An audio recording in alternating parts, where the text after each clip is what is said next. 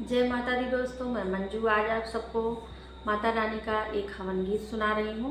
अगर यह गीत आपको पसंद आए तो आप हमारी वीडियो को अधिक से अधिक शेयर कीजिए, लाइक कीजिए, कमेंट कीजिए और सब्सक्राइब करके हमें ढेर सारा प्यार दीजिए।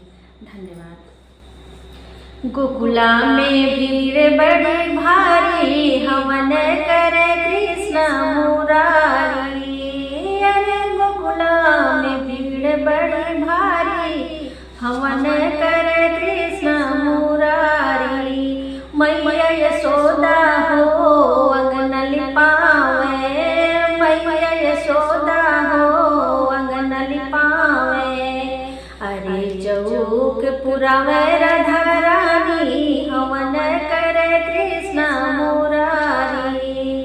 अरे चौक पुरावे राधा रानी, हवन करे कृष्ण मुरारी। गोकुला में भीड़ बड़ी भारी, हवन करे कृष्ण मुरारी। नंद बाबा ले आवे फल मेवा, नंद बाबा ले आवे फल मेवा। कलसा भरे राधा रानी, हवन करे कृष्ण मुरारी। अरे कलसा भरे राधा रानी, हवन करे कृष्ण मुरारी।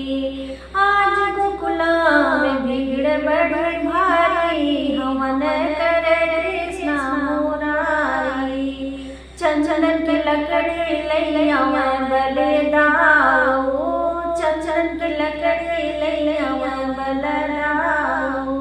दिया बत्ती ले आवे राधा रानी, काशी बनारस